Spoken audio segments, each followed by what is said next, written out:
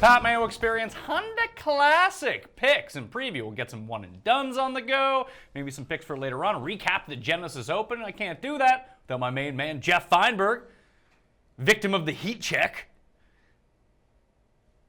People are getting on you on Twitter. Oh, yeah, no one's getting on me. Just, yeah, there's some heat scores out there, but I'll get into that in a moment. This was like a really picking up the pieces morning, though, Pat. How come? It's a holiday. Working on a holiday, as we do. Yesterday was one of the tougher, it just really got to me. And I know you had spoken about Bubba, and we talked about how we saw life in Phoenix, and he's like peaking at like the good courses, which is a great sign for Augusta. But I said that's all you. I want no part of it. So I didn't really feel bad that I missed out on winning. I do. I always feel bad. I feel bad that I missed out on winning because I propped it up and didn't bet it. I'm just, like an idiot. Yeah, you propped it. I was like, that's all you. I see it. I don't want it. So the fact that he won, whatever. Just, he's the guy that closes 54. Noren couldn't close a 54 for me. Fowler couldn't close a 54 for me. DJ can't outduel Ted freaking Potter after 54.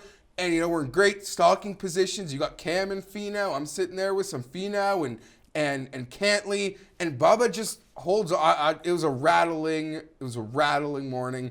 Bubba in his happy place, going on Ellen, doing the All-Star game. Well, this is doing a Jay Leno's garage segment. This is twice this year now. I got off of day at Torrey because of the back. I was like, probably not the best time to use day. He wins. Bubba, I'm in on him. I was like, oh yeah, he's probably going to withdraw to go play in this stupid celebrity game. That's what he said he was going to do if it came down to it. Well, and then all of a sudden, no, Bubba's in the circle. He did have an early tee time on Friday. Yeah, but traffic's bad in LA though. Traffic, weather, you never knew. Although it was a perfect weather week.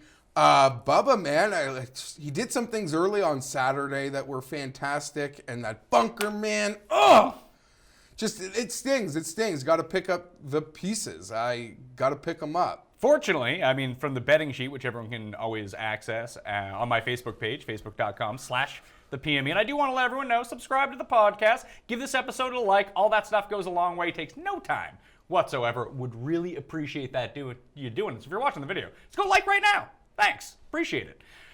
The each way on Finau paid. That was nice. When we got him at 66-1, you get should have won by 3 freaking strokes. He should have won by 1 stroke. We'll get to that in a second. Cam Smith, top 20. The thing that really, 2 first-round leaders inside the top 5 as well, helped win for the week. It was paying the vig on the head-to-heads 3-3 again. But Sam Saunders, doubling 16, falling outside of the top 20, turned it from like a winning week to a week that would have been really, really good. And that pisses me off. Because I was like, Saunders is fine. And you played essentially a heavier card. At least I felt maybe you're like just the DJ factor, like you just needed more side action because we all thought DJ was gonna run away with it. And he, outside of like one bad hole or one like -5 on that one, +5 on that one hole this week, and that's only 2 rounds. I don't know what he did on the other rounds. But you know what I do know someone did in the 2nd round, 3rd round, and 4th round on the easiest hole on the course. Made par, lost by 2. You talked about peak Finau. That's peak Finau. Peak Fiend. Ow! Like it hurts, Pat. And you know what? He did it again, and I'm like, okay, that's got to feel like a bogey. So maybe we can get the first hole bogey swag that we talked about for Sunday. And he almost did it. That's got to hurt, man. And they were almost the same putt all 3 days, within like a 1.5 feet of each other. Peak Finau every week. Peak Finau also includes the 69-foot eagle putts too. That also counts as peak Finau. That when he hits that stuff. He couldn't make a putt yesterday. Not one. He made one 22-footer, and that was it for him. On 3, I think. Yeah, or somewhere. He got one back. I was like, oh, maybe if he can get this rolling here, it's going to be nice for Finau. Hit a couple nice par putts. Is really frustrating. Bubba just, you know what? So much, and we joke about it, and Tiger's kind of made comments, and the happy place. You cannot win on the PGA Tour if you are not in a happy place. I don't care how good you are. I don't care. And he got into his happy place. And you think even Saturday morning, I saw an interview with Bubba, And he made reference to a lot of Tiger interviews. Tiger gets so much attention, it's easy to laugh at and make comments, but like Tiger talks about the process and like feeling it. And Bubba's like, I've been going through it. And here I am. And it's been a long process. And it's easy to make jokes about the ball. I mean, the guy was like, look, my biggest regret is last year I didn't pick on him enough. Maybe in like head-to-heads. Because he was so gone. Playing with a pink ball. I don't even think it was the pink ball that was really the issue. I think the fact that he was down like 20 pounds. Yeah. He had some sort of medical issue. He's gained it all back now. And I don't know if you saw this. Yesterday in his post-round, he, made speaking about how last year was tough for him. And then, said there was a medical thing, but he's like, it was no bigger than a paper cut. Don't worry about it. Then a reporter asked him if he would elaborate, and he cut the reporter off. He said, nope. So something happened there. I mean, we all saw it. Physically, something happened there. But it's also something he doesn't want to talk about. As he shouldn't. Yeah. What's it matter to us? What's wrong with him? It's not the NFL. He doesn't have to disclose what's wrong with him. It doesn't. But, listen, if you are just a weekend golfer, you can still play a Volvic ball. Don't worry about it. Your ball ain't doing the swoops. But when he's on, man, he's just a masterpiece. And a lot of people, even yesterday morning, said, I didn't bet Bubba this week. I did. I got him at the Masters at 50 to 1. Well, and now he's like 30 to 1. I haven't done that either because I'm a stubborn SOB. But it was a great sign because we saw life in Phoenix, a Bubba track, and we see life at Riv, and Bubba tracks. Bubba tracks. And this is a great sign for him at Augusta. A lot of people were texting or messaging me yesterday saying, I live bet Bubba to win this morning, parlayed with him winning the Masters. That's not a bad idea. That's a fun bet. Enjoy. And props to all you guys. I don't know. Yesterday, I was disappointed in Cam Smith. It was probably too much to ask. He went like 36 holes without making a bogey, and he was 6 under on Saturday, and then all of a sudden the irons just let him down. He was doing so much. His short game is so good. It's fantastic. It's incredible. It's fantastic. Yeah, he just peaked on. I mean, you even saw DJ with the Saturday peak. Just Sunday had nothing. I don't know whether Cam sort of maybe fell into that same. You know what we did get on Sunday though? Peak Phil. Phil battles his way to one shot off the lead. Next shot in the bushes. I'm convinced, and no, he's even said it. You know why he can't win the Masters? Too rattled all the time when he's in contention. He'll just be too nervous.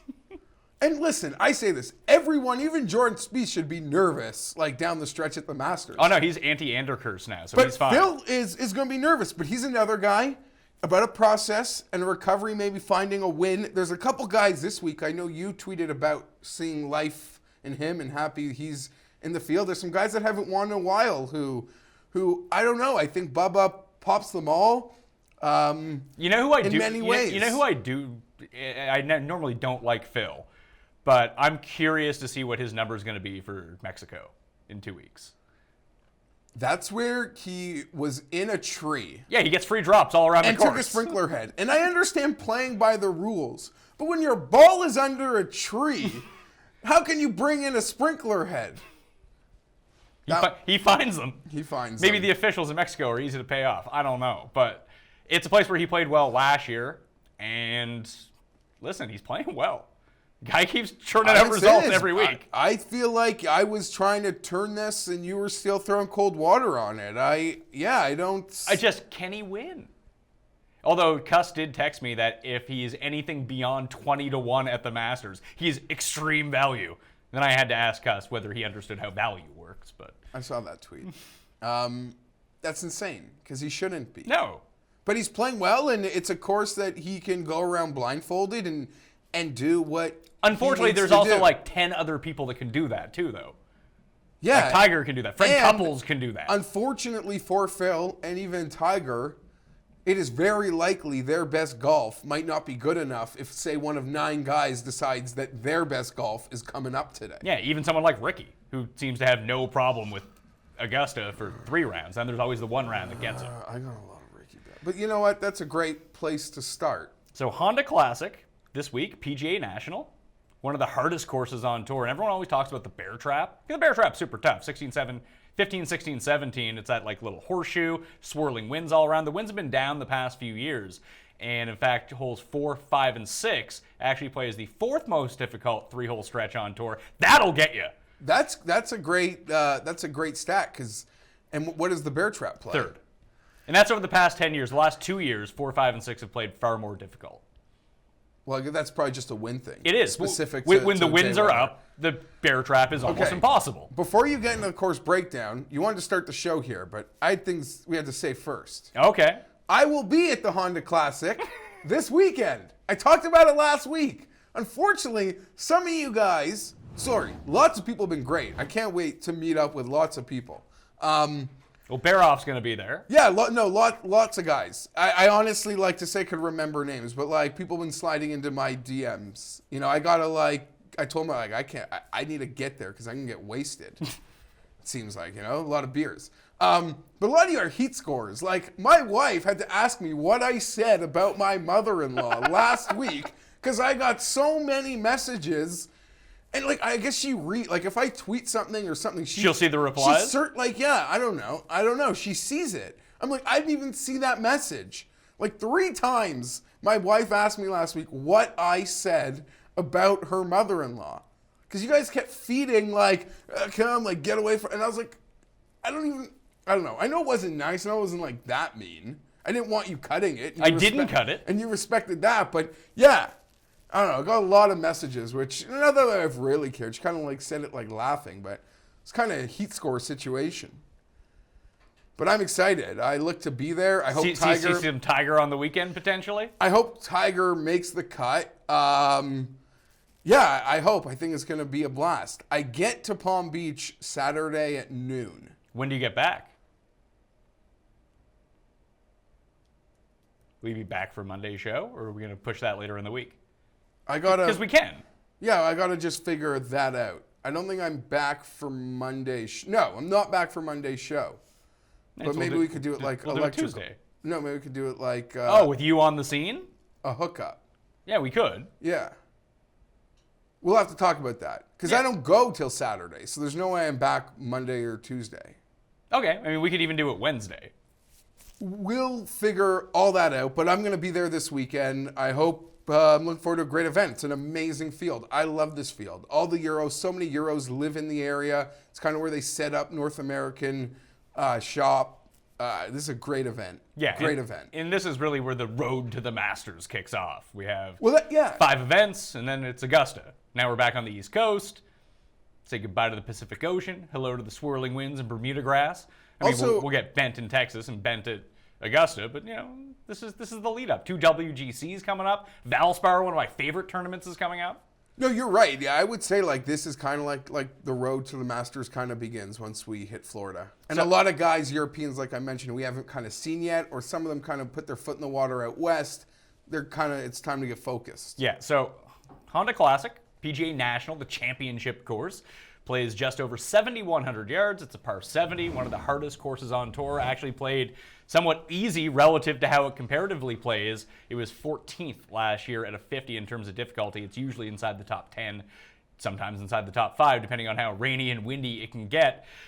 This course was redesigned by Jack Nicklaus. It's been at the Honda Classic since 2007. It's been the host course. Again, it's one of my favorite ones to watch, and we get some of the best coverage all week because Orlando is the home base for Golf Channel. NBC gets this one, so when we get the NBC coverage on the weekend, I think we're still one more CBS. Are we? I saw CBS advertising till March 1st. Really? Oh, what's the weekend though? Because it's a short month. I don't know what the date is. This one starts on the 22nd. Yeah, So CBS has this? One more, yeah. Well, then I'm way off on that one. But I think one more. But then Bay Hill, like that's NBC's all. Yeah, but this is the one where Golf Channel plays the Bear Trap on loop during the weekend. So you're actually going to get to see people play on the Bear Trap. And they'll have like the dedicated feed all throughout the year. Now I got to look this up. Let's see. PGA. They probably don't even have, knowing the PGA Tour, they probably don't even have everything up yet. Like a broadcast schedule, yeah. You mean? You think they would have that under control, and I probably should have read it before I made some sort of bold proclamation. But let's see here. Oh, there's Bubba at the... I'm pretty sure I saw the commercial for NBC's run starting March 1st, and that makes sense. CBS just disappears in March because of that basketball thing. Yes. So I guess, yeah, this would be the last week for them. Although, is tournament weekend not this weekend? Like the conference championship tournaments? Maybe it's not. Thrilling stuff. Let's see. Ah, here we go. Golf Channel. Is this all Golf Channel? CBS. Yeah, CBS on Saturday. So yeah, I got that twisted. Yeah, no, but it's true. Once Bay Hill, and yeah, they're right there. But it is still, they do the bear trap. They do the bear trap feed. This is the point I was trying to get at. Yeah, so it's extra coverage. Yeah. But we're still with Nance in company for Nance and Faldo until then. I think they pick it back up at Shell, and then they do the Masters. Isn't next week still the Olympics? NBC's busy, bro. How long did the Olympics fucking go on for? 1 week. I bet you the gold medal, next week probably. Yeah. NBC's busy. Okay. That was boring. Glad we got that sorted out. I actually care about that stuff, though. Key stats for the week, just even going back, you're going to find some guys like Michael Thompson has a win here. Russell Henley, guys that are really good at putting on Bermuda. Wind, too. Good wind players as well. I mean, Fowler last year just putted the lights out. That's how he ended up winning. But, historically speaking, ball strikers do really well here. Remember that Adam Scott, Sergio Garcia year? Also that year, Justin Thomas peaked as well. But International's a pretty good track record here. Not so much lately. I think it's been 3 out of the past 4 winners have been American. Patty Harrington had the scumbag us on the Daniel Berger one in between in the playoff. But Euros do play well here. It sets up like a European-style course with the winds. You can't just hit driver off the tee. You're going to have to club down. You got to keep it. There's so much water everywhere that conditions can really change from day to day to day. And that strikes me more as like a European-style course than an American-style course. Yeah. And even the year Henley won, I swear to you, Rory was up like 4 or 5. That was the 4-man playoff, and that was the year that Tiger almost got into the playoff, too. He eagled 18 with an awesome shot. That was like the first glimpse we got of Tiger again, being like, ooh, Tiger. And then I think it was like Palmer, Knox, Rory. And so that was the year Tiger won Player of the Year? And Henley in the playoff. I think so. Because then he went on to win Bay Hill. He won all the courses that he always won at. Yeah. And won at Torrey. But that is, you're going to get those years. But if we talk about the value on the players right now, the top end of the field got Ricky's at 8, Rory's at 10, Thomas is at 11, Sergio's at 18. Then you have the European infusion here. You have Ty Hatton at Tyrrell Hatton at 28-1, Noren at 30, Woodland at 30, Fleetwood at 30. Fleetwood has already dropped. Fleetwood is dropping in a lot of places. I said to you, this is a remarkable line. You already tweeted about it this morning, knowing that it could drop. I look at it this way. Right now, even though lots of us are sitting on the 80-1 at Augusta, he's 30-1 to win the Masters. You're giving me that same number here on a course that, didn't he look good here last year? He didn't play here last year. He played Bay Hill last year. Sorry, that was Hatton who had that big. Yeah, Hatton ended up T2. P4 here. Well, whatever. He showed up last week, got his feet wet in North America. That's what I like to see. I mean, Ricky Fowler, who I love for everything, and I think he can win the Masters, is 16-1 to win the Masters, and they've dropped him at half here. Even Rory McIlroy's 9-1 to win the Masters, and he's 10-1 here. So maybe that's a weird way of comparables. I think Ricky's capable of anything. I think he's consistently giving you late Sunday tee times. Is the defending champion. I'm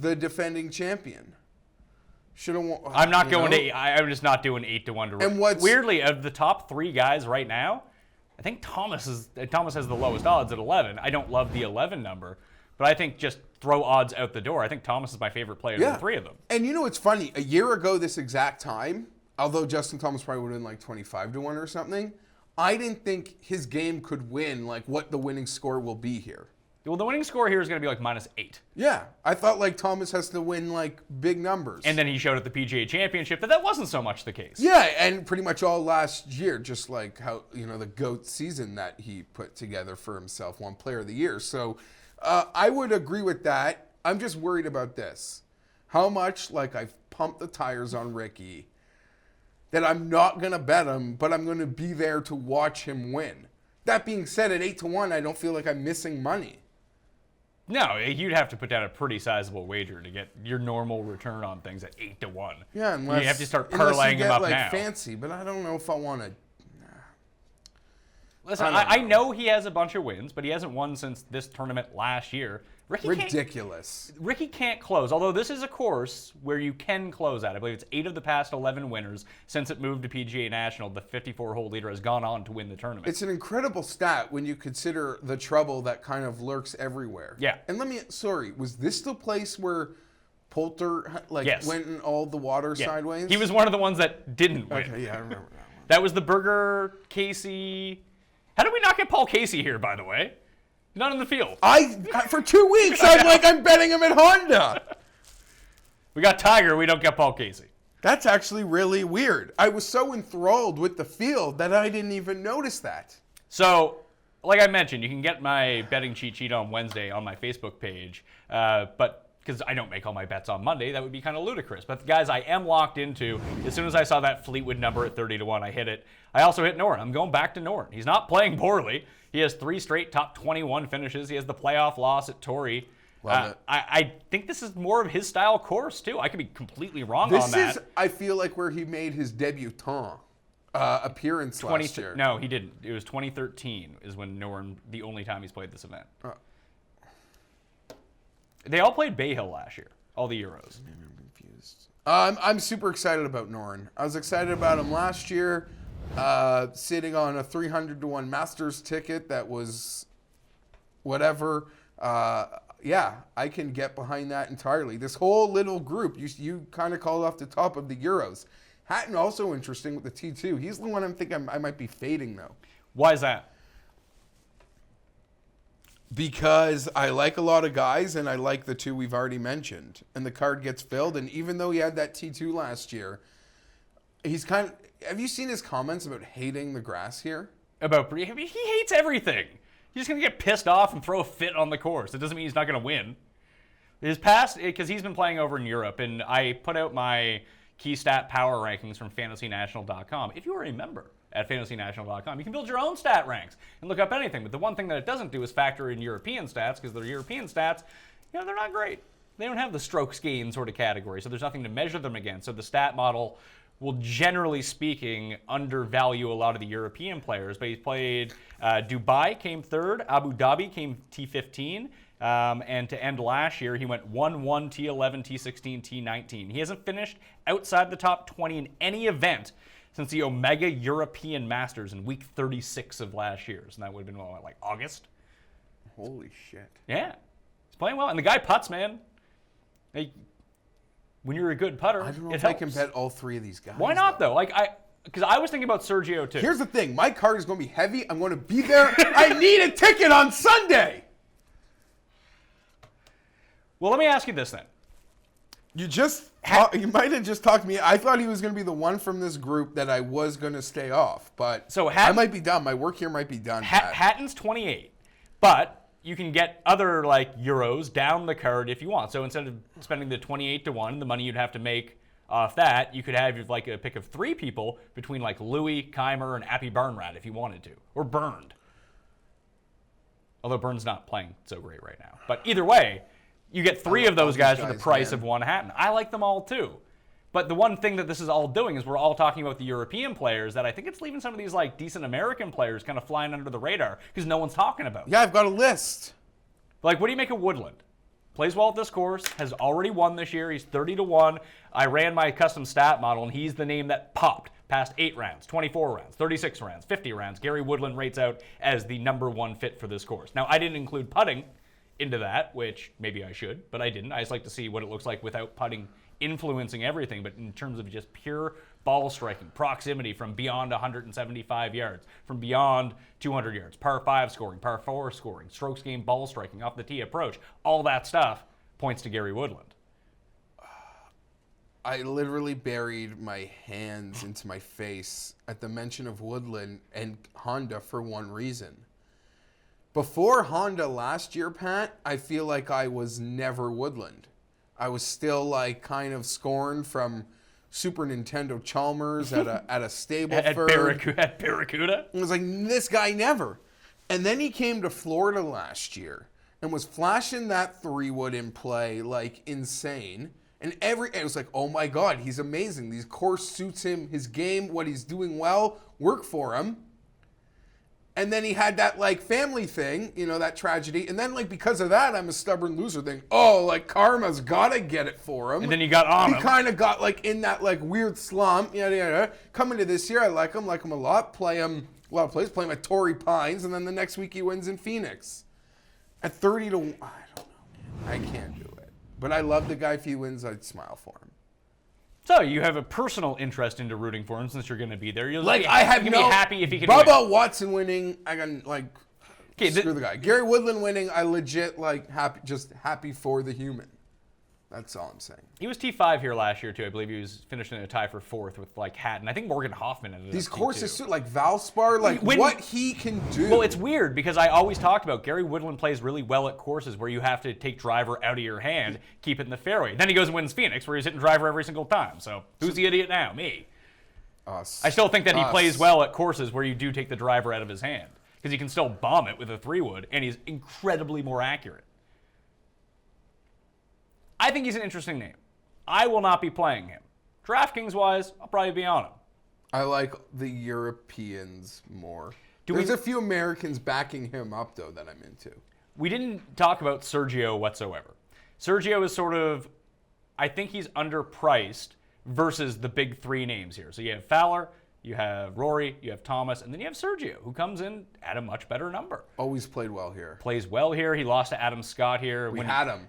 Or I had him. You had him. But there's a big hedge because they were up 4. It was almost like a Sunday head-to-head. Yeah. I remember, yeah. So, again, Sergio is a player that we just haven't. He's making his North America debut this year. Usually he plays Riviera. He didn't this time around. He has a win already in 2018. One in Indonesia, I want to say. No, it was Singapore or something. Was it Singapore? It was more... It wasn't the Indonesian. It was Singapore. Yeah. Yeah. So he won in Singapore, then he went to Dubai the next week, came T32. Before that, in Australia, T24. In Hong Kong, he was T19 at the DP World Championship. He was T4, and then he won Valderrama. Just announced that him and Angela are having a baby girl. Oh, so baby swag in play. Just the charm of Sergio, man. Oh my God! Has anyone done more of a 180 on his persona? Being from the biggest complainer in the world, and everyone loves Sergio. Winning cures all. By the way, did I not say to you so many times in the Sergio's a loser era that literally it's going to take one to change everything, and that's no secret. He gets something else, and I think he could win the Open Championship this year. Me too. But it's a place where he's played well. Even though Phil's got 6? Majors? Yeah. Yeah, Sergio's not catching him. That's not what I'm saying. Sergio with 2 in the annals of golf is tied with Phil. Not on an official number. I just mean in the mental aspect of fandom. He just, I'm telling you, he's got 1. Phil's got 6. They're literally so close, even though that's not fair. It's the truth. I have no idea what you mean. Big picture golf history. They'll be remembered in the exact same light. As much as my opinion. As much as I dislike Phil, no. Phil has 42 wins on tour in 6 weeks. One more. One more for Sergio? One more.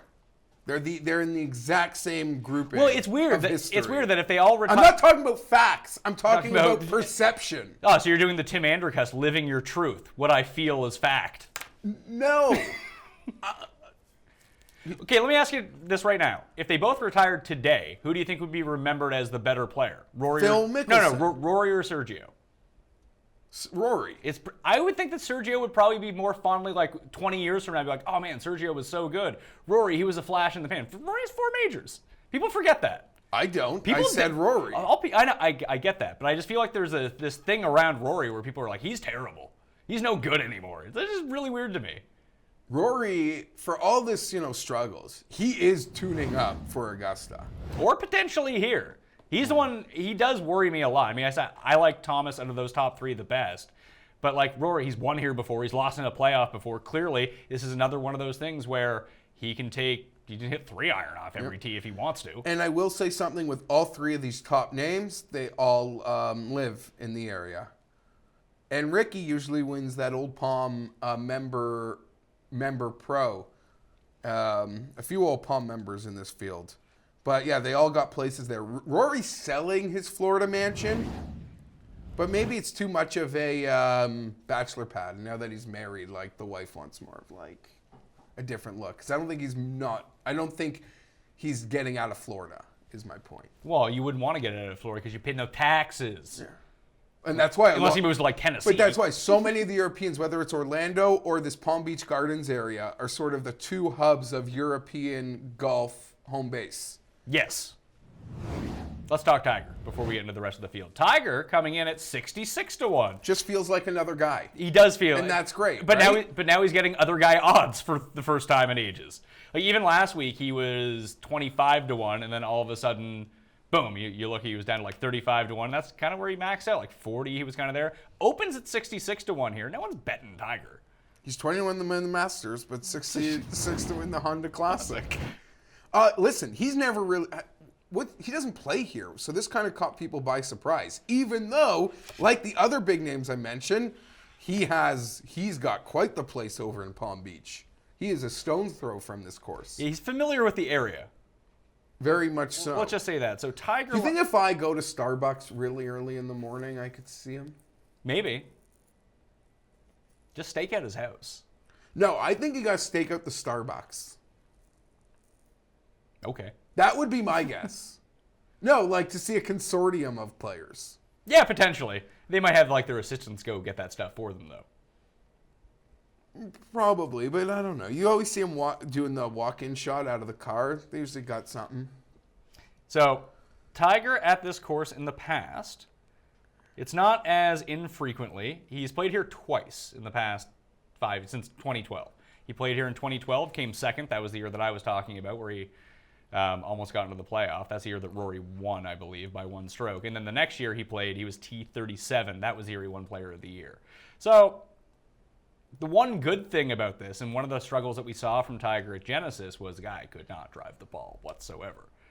Off every tee, he was just basically in a bush somewhere in the thick Kikuyu grass. Obviously, back on Bermuda, his short game should translate to be a little bit better. He's very familiar with Bermuda grass, living in Florida as long as he had. Generally kills a lot of these Florida tournaments. More so Bay Hill, obviously, where he's won like 8 times, has never won here. I do like that he can take driver out of his hand, though. Like, I think he makes the cut this week. I've boated past his backyard. There's like a mini golf course on Bermuda. Do you think he makes the cut this week? Yeah, I want to, yes, so I could see him. You want him to make the cut. Do you think he makes the cut? Yeah, I do. Okay. And I bet you get better numbers because he's not 30-1 to win the golf tournament. Yeah. You'll get Tiger at a discount this week, although he struggled mightily last week. He lost over 2 strokes off the tee last week, a stroke through approach. He lost strokes around the green. The putting is the one thing that is there for him still. Tiger's a player I will not be betting, but there are a few players in this field who did MC last week who I'm not discouraged about. Sometimes it's just part of the process. I'm going to guess one of those players. Because we haven't talked about this, because there's a player that I'm going to stick with despite the fact that he missed the cut last week. I was all over him last week. And just 1 week's not going to deter me. He had a bad week. I'm going back to Ollie Schneider, Jans. The wind, baby. Keep it low. Everything we've spoken about this guy. I was happy. I mean, I saw 60. I've seen it's dropped in some places. This was the guy. Until I saw Fleetwood's number, I woke up this morning waiting to bet Ollie Schneider, Jans. It means he's going to miss the cut for us again. Every time we're on him, he doesn't do well. No. It's the week that we give up on him that he plays really well. It's these Florida courses that I think suit his game perfectly. Sure. Yeah, no, I'm in. I like that a lot. Okay. I haven't bet, but any thoughts on getting Daniel Berger pushed up to a 50 here? I mean, you mentioned maybe this influx of Euros. Yeah. Does something with a guy like that. He had an ugly week last week, I recall. Real ugly. But he strikes me as a guy, he's very in a hit or miss kind of zone. He was beating pros as a 12-year-old boy on this track for cash money. So last week, everything was a disaster across the board. He lost strokes in all 4 facets of the game, and that's why he was like plus 100.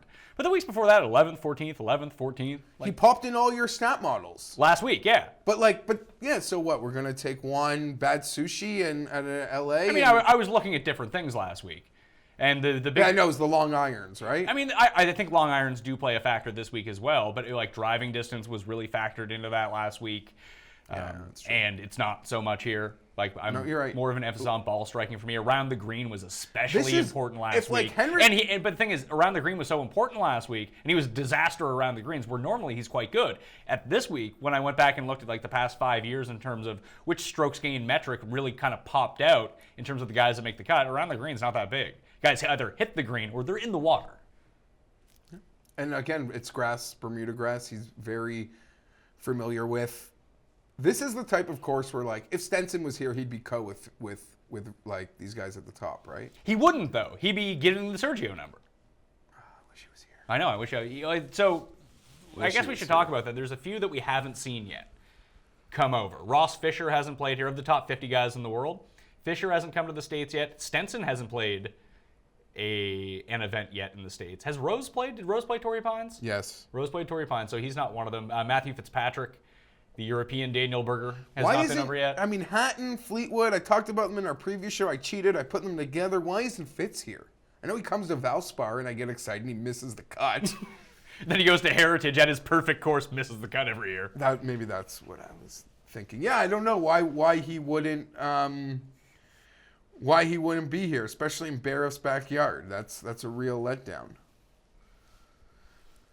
3 starts at the Honda Classic for Daniel Berger. A second, a playoff loss, the year that we were on him. Miscut. Lost 5 strokes around the green last year. That is horrifying. That doesn't seem super repeatable.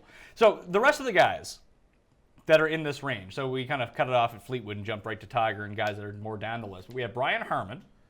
He is 40-1. He's off a little bit of rest because we thought maybe he hit a wall. He did hit the wall, just like Shez hit the wall on the weekend. Shez hit that wall. Big time. So he's 40. Reed's 45. Knox and Berger are all 50. Hadley, Snedeker, Scott, Duffner, and Webb Simpson, Rafa Cabrera, Bayo are all 55. Kazire, Kisner, Dylan Fratelli, who we're seeing for the first time this season. Big fan. Is 60. We're seeing Louis for the first time this year. He's 75. Can I say something? Kira Dash is over here. He's dropped from 100 to 90 already, coming off the win at the Perth Super 6. And on Kira Dash, Bodog's got a 66. So I don't know. It's all about shopping. I like the 100 though. He's never played here. He usually starts at Bay Hill, where he's played twice and comes 6th both times. I will. But you like Kira Dash. I would love to walk a couple holes with the matching putter and belt on the weekend. Would love that. I would love that. Louis. I am shocked Louis is so bad here, Pat. It's literally a stone's throw from his North American home over at Old Palm. And the one thing when you bet Louis this week, you never have to worry about because he sleeps in his own bed. Well, he's played this tournament twice. So he played it last year. He was T21. He played it in 2013. He missed the cut. And I went back and looked because someone asked me how he putts on Bermuda. And I actually had the wrong filters on when I actually gave the guy the first response, so I gave him another one. Last year, he putted really well on Bermuda greens. The year before that, in 2016, he was down. If you go to fantasynational.com, you can sort all this stuff out. But I don't see why he can't win here. Doesn't this seem like when Louis is running at his best, he's a ball-striking phenom. And if he can actually putt on Bermuda greens and continue some of the momentum that he had last year over into this year, the one thing is, and I think that people forget this, Louis has never won in America, ever.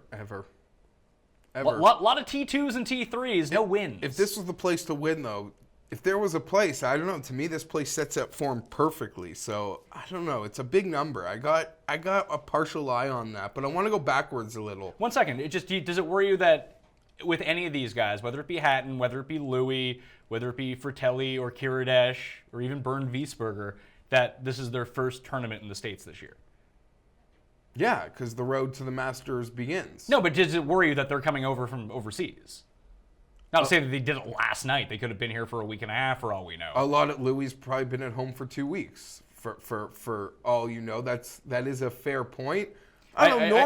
Noren didn't he go to the playoff at Torrey? Was that his first stop, or was he here the week before? I'm just wondering if it's a little bit of the concern, but I've seen Fratelli on so many Euro leaderboards that if I like him, I like him. It's true. Well, Louis right now is 29th in the world, so you're getting you're getting a great discount on him just in terms of his talent. He did miss the cut in Dubai. He was T49 in Singapore, and then to end last year, he was T8, T7 at like Nedbank And some maybe he's African event. a little more serious about this because the last couple of years he's gone to Perth, and he didn't do that this year. Maybe that's something worth watching. Now, Kiridash went to Perth and he won, and I like betting him here. So that's maybe something to discuss. But I got to drop down a little bit because there's a few names that kind of have to be talked about. Hit me. Can Adam Scott do a Bubba and just like what if it clicks, he gets in a happy place? I will tell you at 55-1, yes. For me, yes. Yeah, no, I'm not there. I'm there. I'm not having what happened to me happen last week again. And now Adam Scott's gonna be like plus 17. Yeah. But I don't care. I'm not missing out. It's been a disaster, but do you not get that feeling like a good round and it's like, oh, I'm T2 and all of a sudden old Adam Scott like is in that body somewhere? Well, it may have taken him just a few rounds to catch up to playing this year. Like, he took a significant amount of time off between like the swing and earlier this year. And even just looking back at last week, you know who gained 4.2 strokes with approach last week? Adam Scott. There it is. And he had a really good round to end at Pebble. He had a disastrous Thursday and Friday, and boom, when he got to Pebble, he played really well. So, yeah, I think it's a bad number. I don't think it's actually, I'm going to rephrase that. I don't think it's a bad number. I think it's the right number. But if somehow peak Adam Scott shows up, he would be 18-1 in this field. So that might be, I mean, I might go with those Euros at the top, and I think my next move is just to take talented, I guess, international guys down the list that I think are just kind of value odds. I know who your next talented Euro is going to be, but before that, I got to keep just going backwards. There's two Americans. I got to talk about both of them. Okay. I'm just such a sucker because I'm going to be there. Tell me Patrick Reed can do something on this golf course. I don't think so, though. I always prefer Patrick Reed at courses where short game's really going to matter. Like, I'm surprised he didn't play Riviera. He doesn't quite have the length for Riviera to really dominate it, but like around the greens, he's a savant. And here, just you need to ball strike so well, and just I don't see it from him. Yeah, not seeing it. Any sign of life, I'll have to live bet him, though. Sure. And quickly, going back, because I'll hate myself when Patrick Reed... Are you in or out on Harmon? Out. Okay. He took some time off. I guess it can work. Harmon, Kisner can both handle the wind. I'm not really interested in betting either of them, but I got nothing bad to say there. I will say, in terms of corollary courses, that I just, similar leaderboards, not necessarily how the courses play, but they're both shorter courses. I've seen a lot of crossover success over the years between the Sony, Dean and DeLuca, and here. Just common guys constantly popping up on the leaderboard. Sergio won at Colonial in the past. Kisner won at Colonial last year. Kisner's played really well at the Sony Open over the years. Henley's won the Sony. Henley has won the Sony Open, and then he's won here as well. Mark Wilson has won the Sony Open. Johnny Vegas? And here. Why Johnny Vegas? Didn't he win the Sony? No. I just thought that was interesting. And Kisner right now feels like he's kind of undervalued. He had a really he had a trash week at Pebble Beach, but that was the last time we saw him. Coastal, I don't know, good American coastal player. Coastal, Bermuda grass. It's a par 70. It's under 7,200 I could yards. be talked into Kisner. I'd prefer Kisner to Harmon. What I also, though, there's a guy that I've been on, and he just pops every metric, and it's Hadley. Yeah, Chesson Hadley. And the funny thing about him is he someone that you would compare to his baseline numbers of what he's done in his career?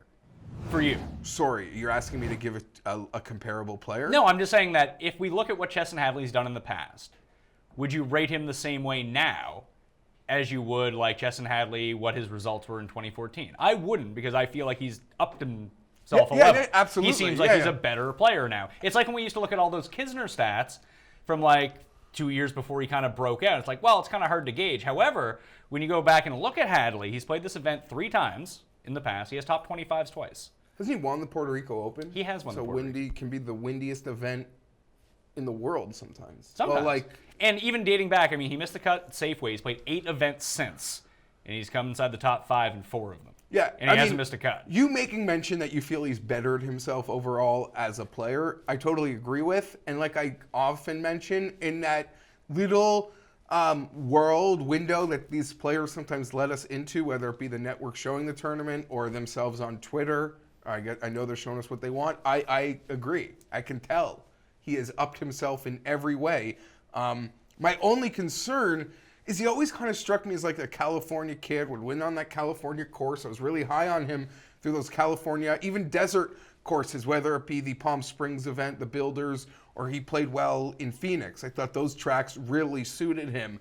I worry maybe this one is a bit out of his element, but you just mentioned every metric. The guy's hitting greens, and every metric seems to be working for him. I can't get off this. When I mentioned the model that I ran with all my key stats, Woodland came in number 1 in almost everything, and then right after him was Chesson Hadley. The other guys that kept popping up were Justin Thomas and Keegan Bradley. Remember, I took putting out of it. Keegan, over his past 5 tournaments, has lost over 15 strokes on the green. It's impressive stuff. But again, it's funny, when you look at Keegan Bradley, I do actually have some mild interest in Keegan Bradley here. He's played 6 times in the past 7 years. He's missed the cut in each of his past 3 starts. In the 3 starts before that, he was 12th, 8th, and 12th, which I thought was really interesting. And he is still playing really well with his irons right now, but he's also the same guy that can putt himself out of a tournament. He does come in a deeper number, though, which I do like.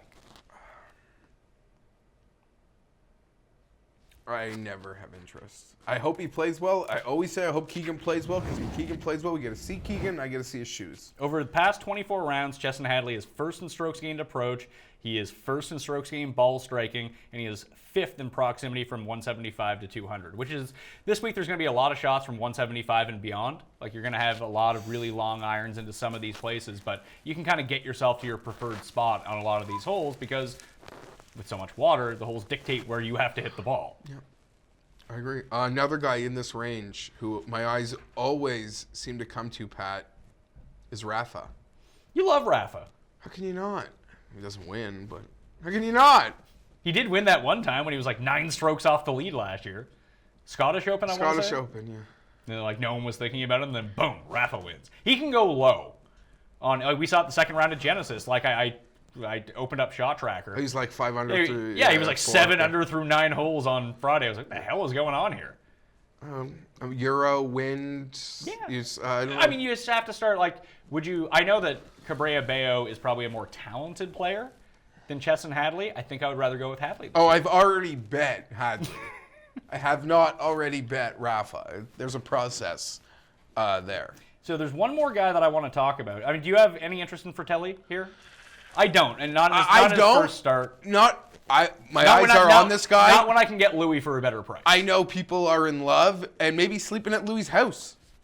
I'm really excited about this player. I think he's a great player, guy to watch. If anything, I guess if I don't bet him, hope he bottoms out, and that's like an 85-1 at like a Valspar or something, because he's got a real game.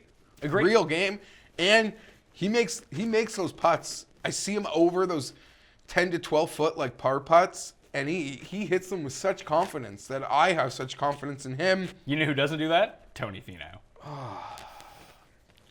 Not a whole lot of confidence when he's standing over the ball. I know Finau's been working. Cantlay gets over a 10-footer. He's making that 10-footer. Confident. You also, if Phil somehow tries to save par by chipping it 30 feet past the hole, he makes that par putt coming back every single time. I watched it 2 straight weeks now. I don't know how he does it.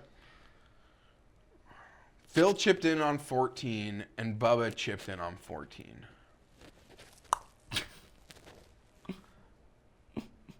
Unbelievable. The last guy that I mentioned I had thrown down on 3 people already. It was Fleetwood. It was Noren. And you know who I can't get away from? I like this. Purdy Murdy. Keimer times the German. Okay, a lot of guys we speak about haven't won in a long time. He is one of them. But I'm seeing, I think he could do it. I think he could do it and too. And this layout, the trouble, listen, there could be an 8 over day 1, and it is what it is. That can happen to anyone at this. Remember Brendan Steele went super bonkers for like the first 7 holes last year? He was like 8 over, and then he came back to make the cut. Martin Keimer is the original Siwoo Kim. Yes, except Siwoo was in this field, and then he ended up withdrawing. But like he was back to Siwoo numbers. But I just mean first or last. I don't need form. Well, it's like, but it's funny you say first or last. I went back and looked at it. Keimer's been placing. He's not really been placing. He keeps coming inside the top 30. Like if you need a T27, Martin Keimer's your man. But I went back and looked at his past 70 tournaments. He has made the cut in 62 of them. He's making the cut at an 89% clip over his past 70 tournaments. So he's going to get you to the weekend. And if this turns into just a win fest or anything like that, Keimer's live. He was 4th here last year. He just couldn't make a putt, and he's actually putting well right now. And we saw a few flashes from him. What? After a brief technical problem where Geoff has his microphone sorted out and he has promised not to wave his left hand around anymore, we can get back to Martin Keimer, who, like I mentioned, is making cuts at an 89% rate over his past 70 tournaments. No big finishes to speak of, though, but I was on him here last year. He had a legit chance of winning last year until Ricky ran away with it. But I feel like this is sort of the course that I want him at. He's going to keep the ball in play. He can hit his 3-woods. He's not going to get outdriven by everyone else. He's a great ball striker when he's on the top of his game, and I wouldn't say I was the most encouraged by what he did at Genesis last week, but I thought he was fine. It was nice to see him get a round in before actually coming over and playing, so I'm going to be in on Martin Keimer. I believe Martin Keimer has wins left. Me too. There are certain players, and this isn't to like throw stones, who I believe are kind of just still here to maintain a style of living. You know, like a PGA Tour card and everything. That's what Kiradesh does. I know he won in Perth, but like if he comes T10 here, he's like, oh, no, there's a payday. He's still young. He's still young. Like there's still like Kiradesh is young. I assumed he was like 76 years old. There's still like a potential that he's tapping. To me, like, and this isn't a shot. Well, it's kind of a shot, but it is what it is.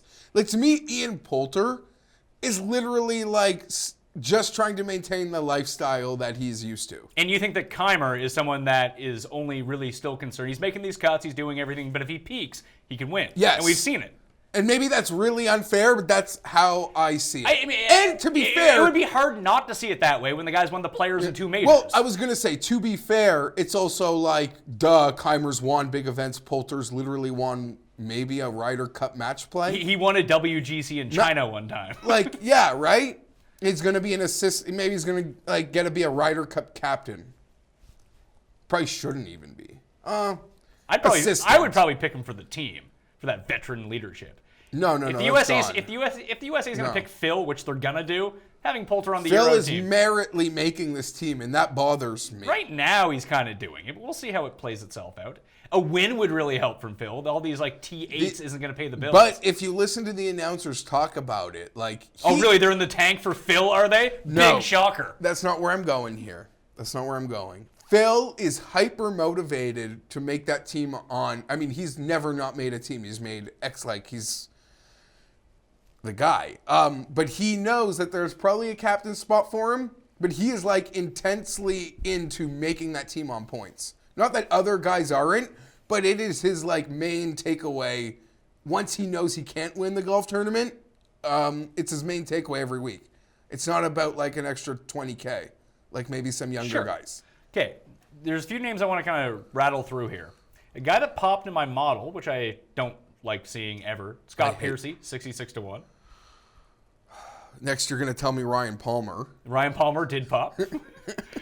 I always get worried when there's a lot of water and Ryan Palmer's involved. I'm not going to lie to you. I think I was looking at some of the numbers on the Bear Trap. I'll see when they get updated. I think he's found the water the most of any player, which shouldn't surprise anyone. Henley, though, is interesting.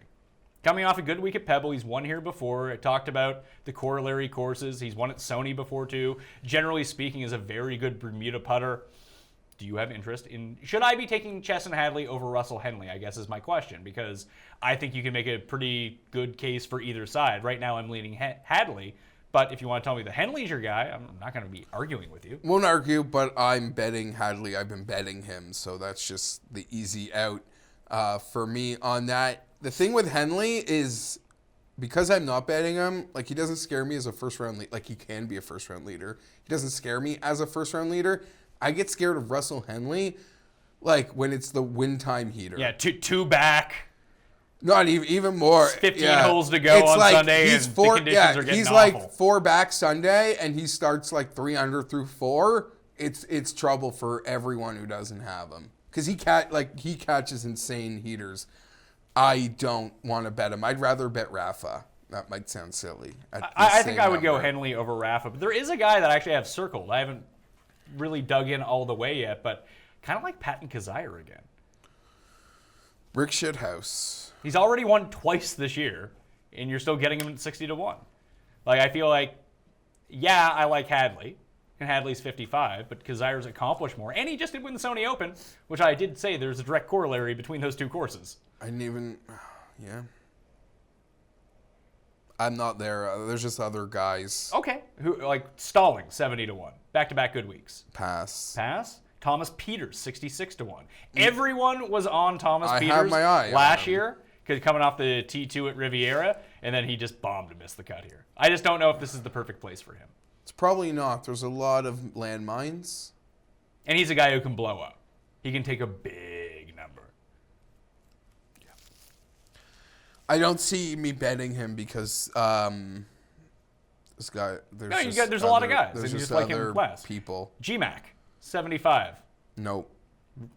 This is more of his course than Riviera would be. GMAC's another guy that I believe there's a process that he's in the middle of finding. Is he gearing up for the U.S. Open next year to win at Pebble again?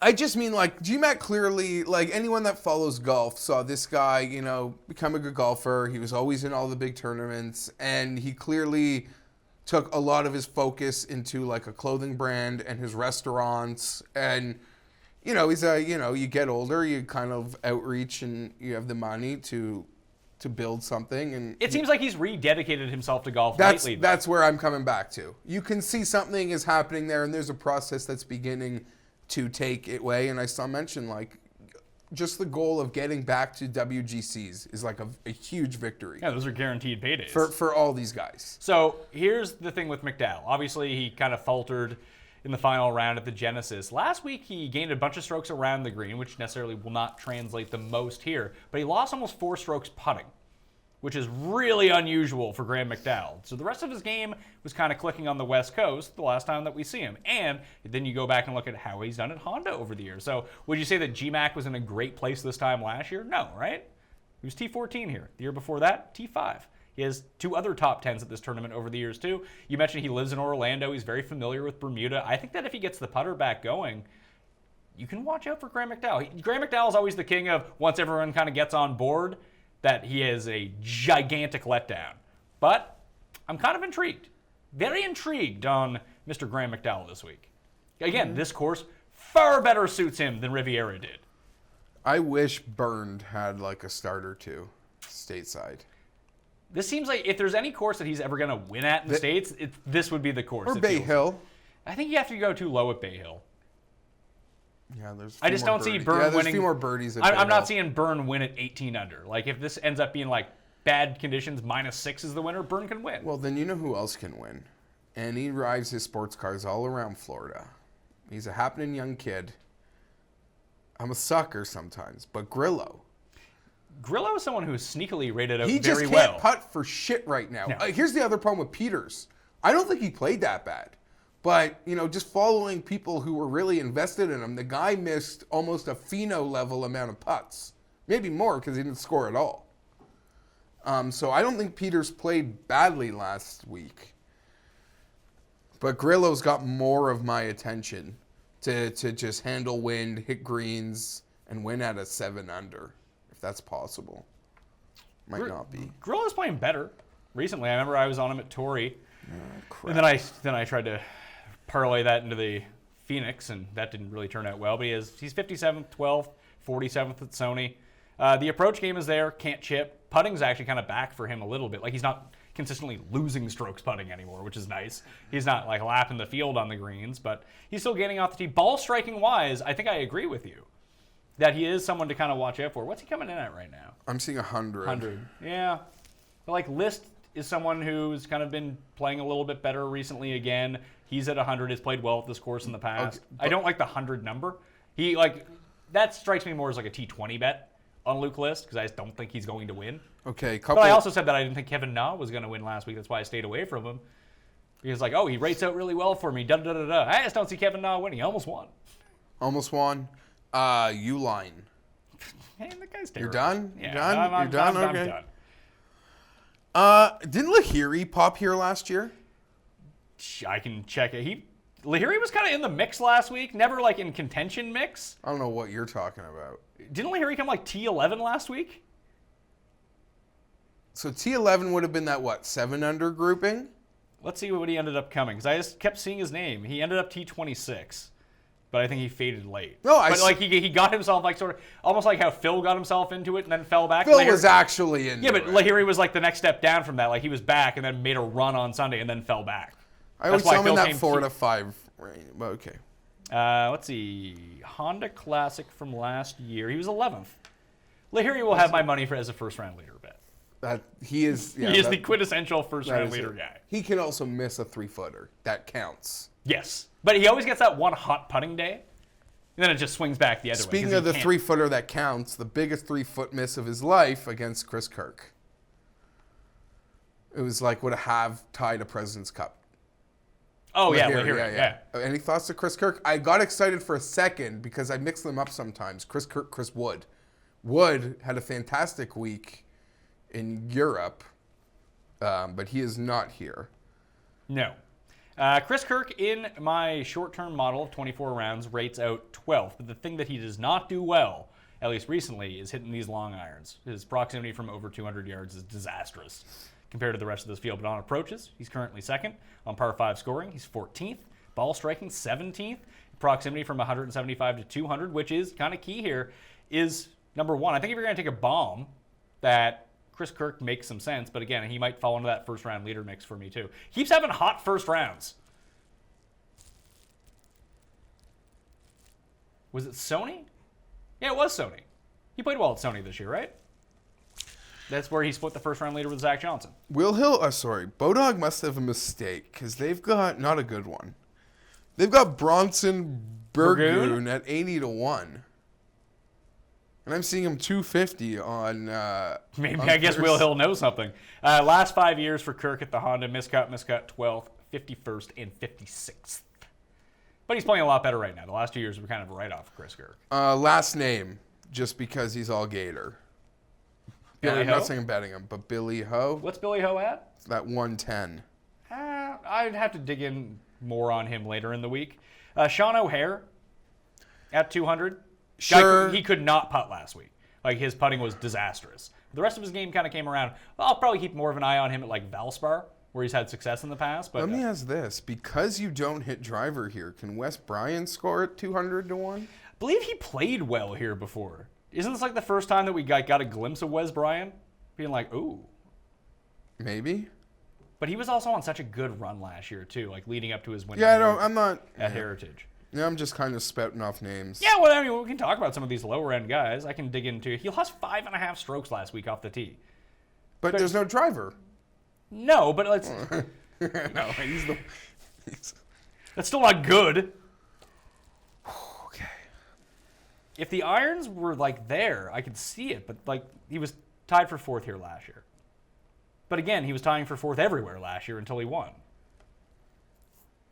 So I can understand the case for Wes Bryan, but like I think I'd be more apt to go with someone like Johnny, who's playing a little bit better at 125. Robert Garrigus always pops because he's a good ball striker. Guy also cannot putt. So let's get to our picks. We're now just kind of rambling at this point. Yeah, I'm kind of done. So for me, only locks that I have in so far: Noren, Fleetwood, and Keimer.